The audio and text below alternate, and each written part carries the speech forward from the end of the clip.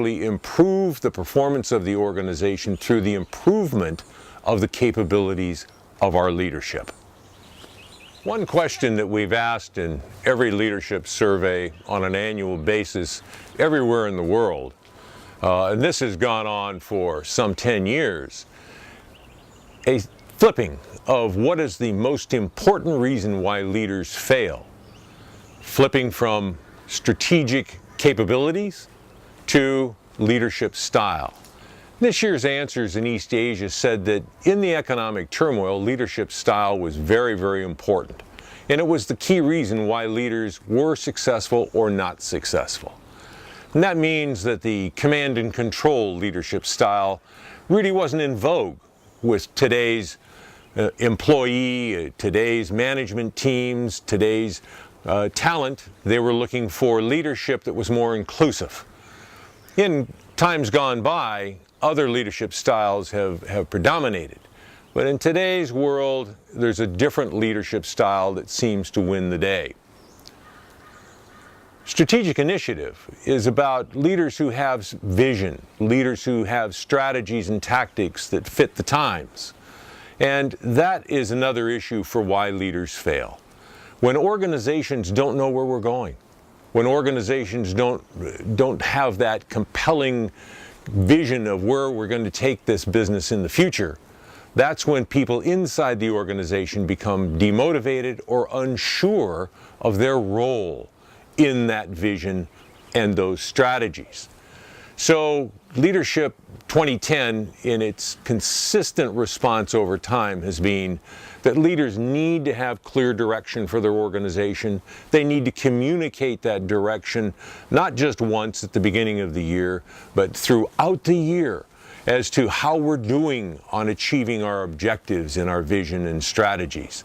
And secondly, leadership style with the new generation of employees and even the more mature set of employees is one that demands more inclusion, more communication, more participation in the success of the organization and in the change initiatives that these economies are demanding.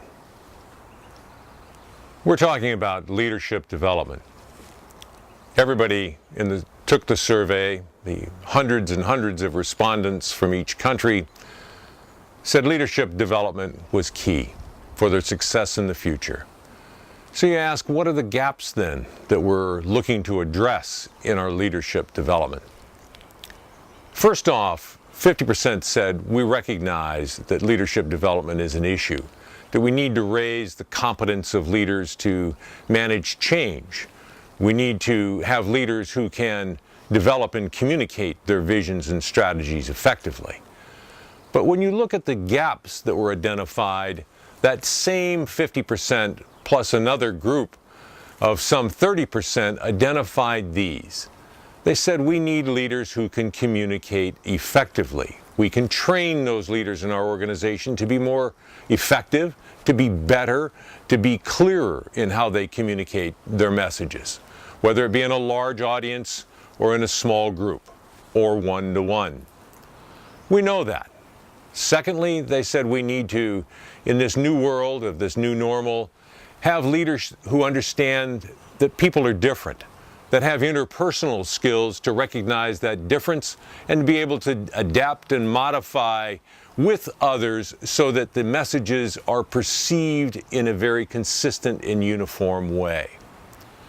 One of the more interesting responses on skill gap was this. We have talent in our organizations and we need to develop that talent. So how do we do it? Two ways. Mentoring, which is helping that talent to understand the politics of an organization, helping the individuals to be smarter in how they operate within the organization, was key.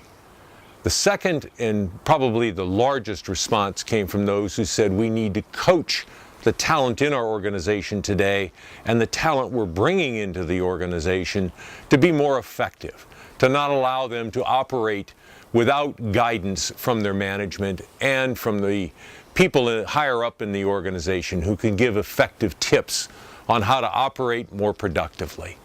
Coaching, mentoring, communication, and interpersonal skills were the four gaps that overwhelmingly were identified by the participants in the